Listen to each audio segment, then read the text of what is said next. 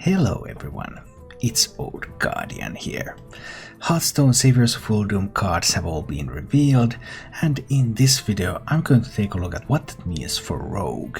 So I'm going to take a look at the revealed Rogue cards, I'm going to take a look at the existing Rogue archetypes, and I'm going to look at what sort of Rogue decks we might be playing in Saviors of Uldum.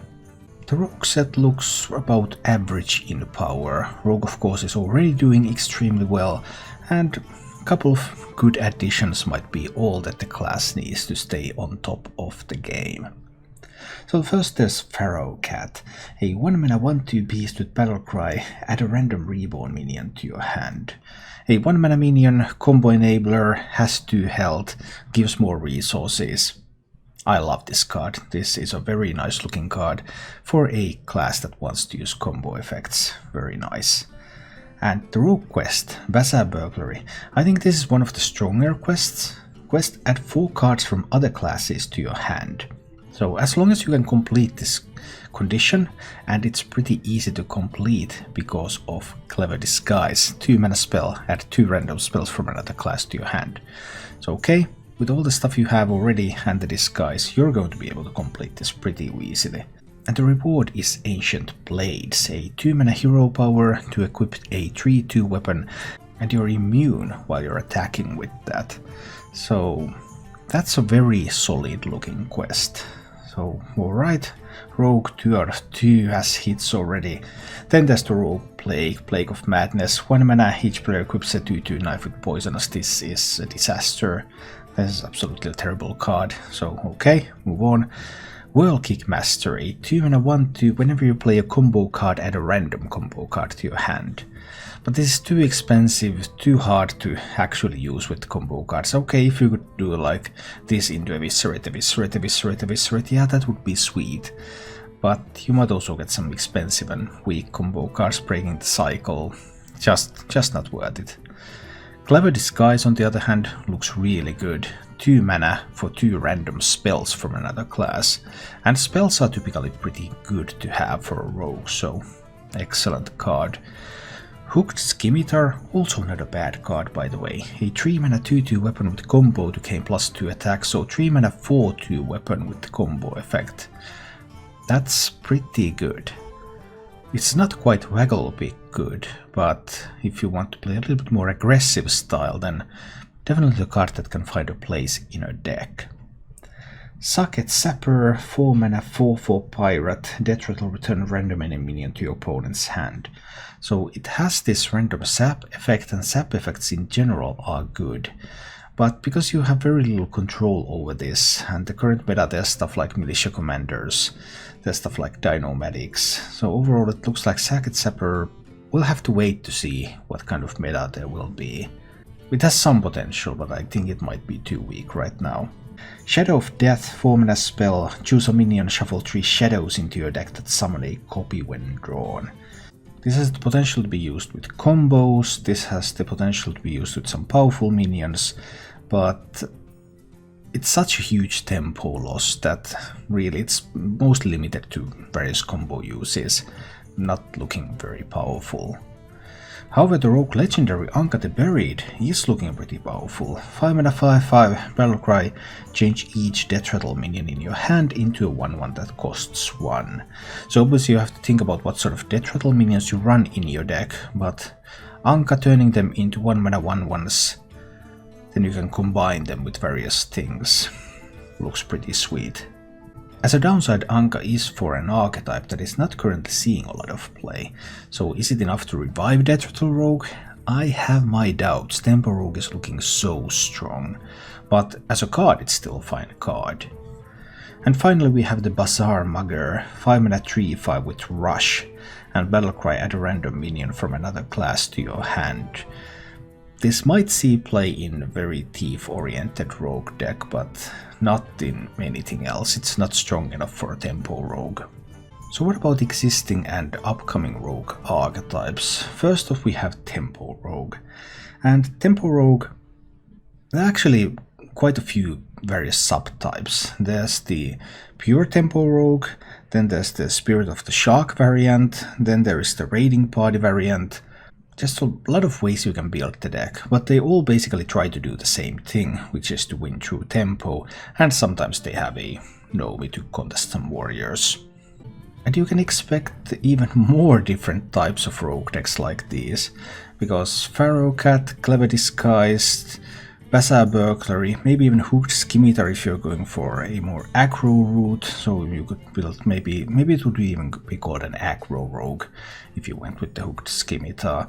And if you add the quest goes really nicely into Tempo Rogue Shell, because you're going to use some of these Burgle cards anyway, and then having that 3-2 weapon that you can tank minions with and let your board survive goes extremely well with Tempo Rogue. Is Quest going to be part of every Tempo Rogue deck, or is there still room for others? In Rise of Shadows we saw at least 3 different variants of Tempo Rogue, and all of them survived throughout the expansion. So the main game plan of the deck is very strong, and this might be a couple of more variants to it with the Quest, or with taking a bit more towards aggro with the Scimitar. Then there's Thief Rogue. Thief Rogue is not doing well. This is a sub 50% win rate archetype. It's running Spectral Cutlass, which means that it doesn't really want to run the quest. So there's a bit of a contradiction here, because the typical Thief Rogue uses Spectral Cutlass in order to be able to heal up. And now Rogue is getting a quest that benefits from these thief effects, but it's a quest that the deck doesn't really want because it wants to use that Cutlass. It might still pivot somewhat into using Clever Disguise, using Bazaar Mugger. Is it always going to be using Espionage? Is it always going to be using Gadgets and Auctioneer? Is that a suitable game plan? Or now that there are so many of these higher tempo Burgle cards available, is it going to be able to ditch the Espionage, go with these more regular cards, play more of a tempo game, and then still have Tess, still have Spectral Cutlass? Or is it going to cut Spectral Cutlass in favor of the quest?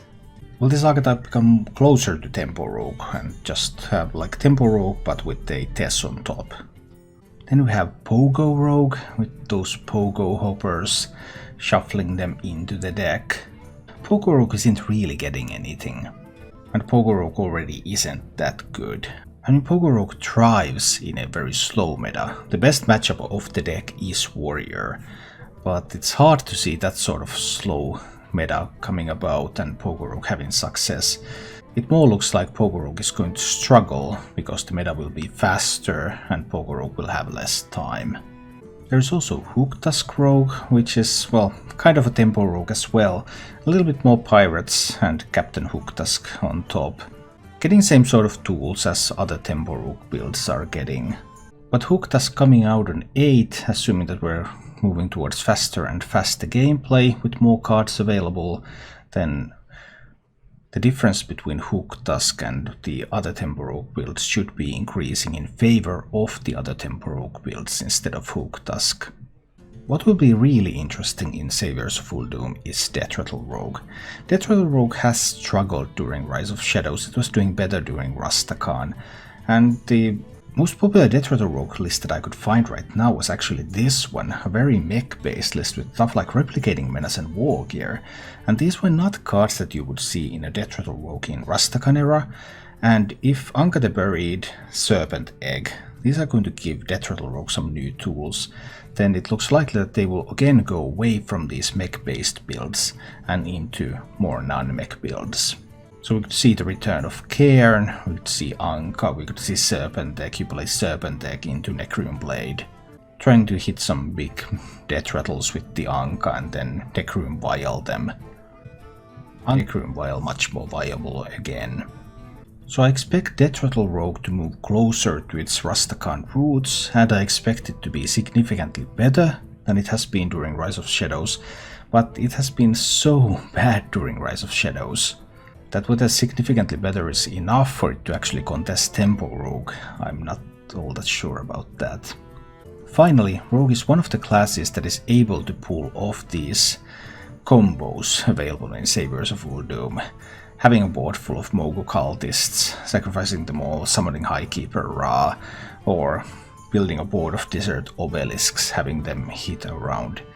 But I expect these to be memes. I don't currently see any viable way to build an actual Mogul Cultist or Desert Obelisk deck, even though Rogue is one of the classes that has tools to do so. So a bunch of people will try, but it will not be a deck that you can climb with either of these. Overall, Rogue is looking good going into Saviors of Uldum. The various tempo rogues, there are so many different variants of that, are getting some new pieces, with Scimitar, Disguise, Burglary, Pharaoh Cat, that they can try to mix and match these into the existing decks and probably do pretty well. Also, Death Rattle Rogue is getting some love and support, but it looks like Tempo Rogue is going to just be better, but maybe Death Rattle Rogue becomes at least slightly more playable. For Rogue there are no completely new archetypes, because I don't think the combo decks will have any success, and then there would be kind of the option to try to build some sort of Highlander Rogue, because Zephrys is a great card that can potentially give you lethal. And with some of these new cards, Rogue is starting to have some redundancy, so it might be possible, but I think that's probably going to happen in December with the next expansion with the slightly larger card pool. But if you really want to experiment, then try to build a Highlander Rogue. Thank you for watching. If you enjoyed the show, please click the like button and subscribe to my channel for more.